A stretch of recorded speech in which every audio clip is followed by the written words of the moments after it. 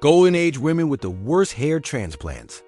Hollywood's golden age gave us glamour, sophistication, and images of female perfection that defined beauty for generations.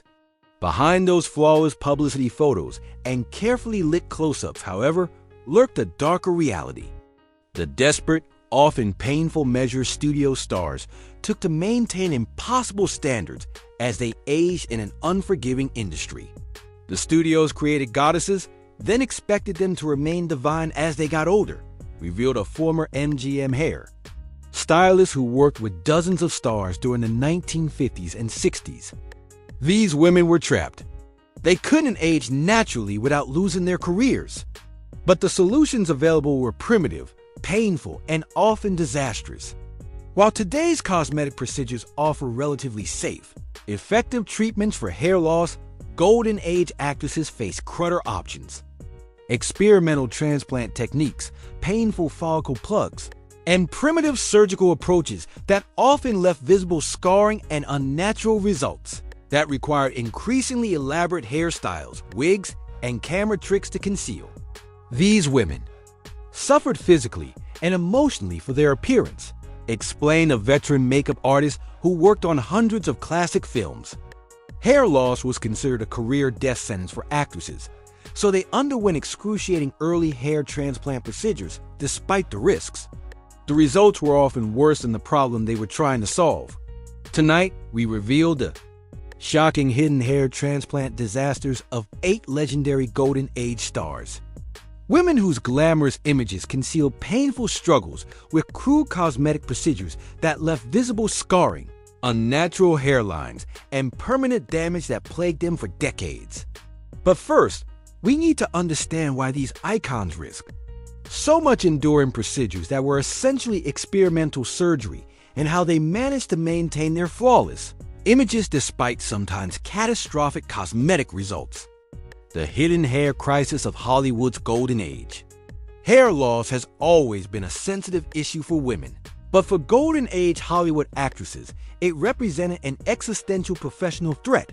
In an era when studio contracts included clauses about physical appearance and actresses could be suspended without pay for gaining weight or showing signs of aging, maintaining a flawless image wasn't optional.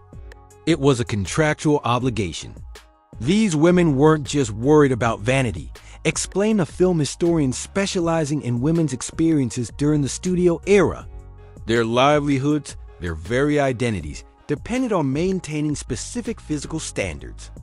A receding hairline or thinning crown could literally end a career that supported not just the actress, but often her entire family. Several factors made hair problems particularly common among Golden Age stars. Harsh chemical processing, repeated. Peroxide bleaching, permanent waves, straightening treatments, damaged hair and scalps. Extreme dieting to maintain contractually mandated weights led to nutritional deficiencies that caused hair loss.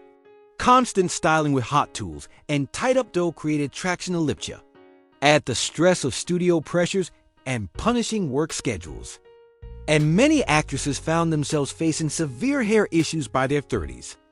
These women were literally destroying their hair to meet the standards imposed on them, noted a dermatologist who has studied historical beauty treatments.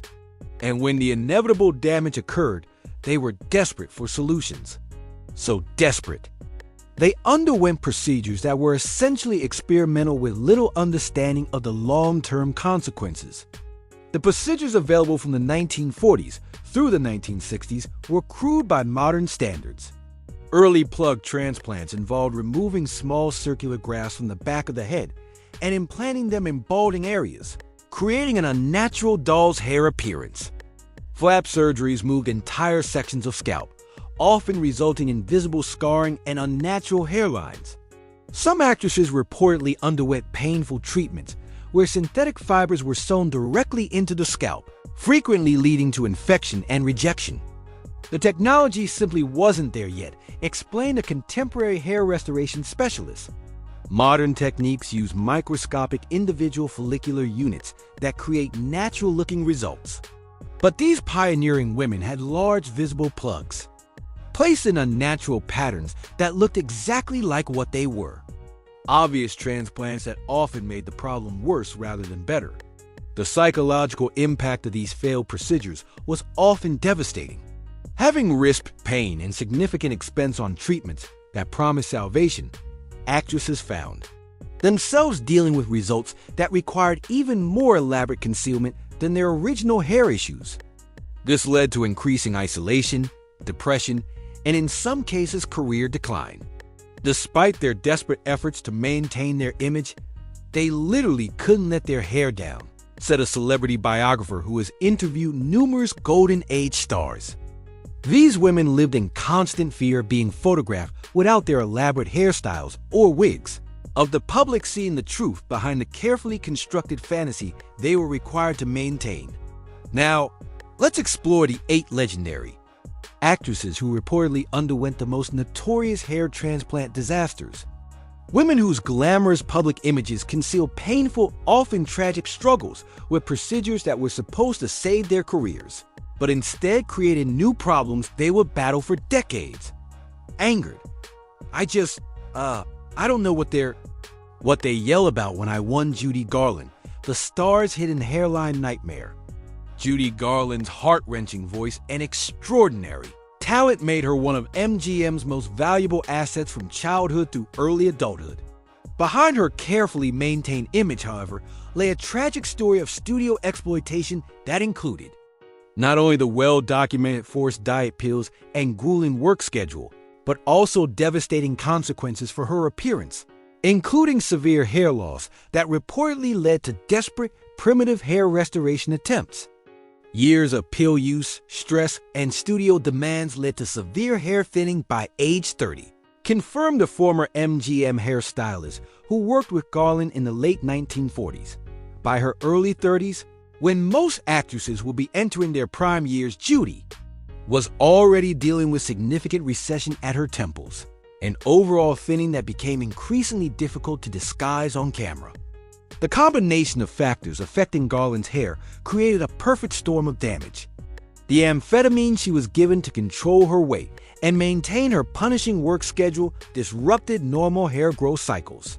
Nutritional deficiencies from studio-mandated starvation diets eliminated essential nutrients for hair health.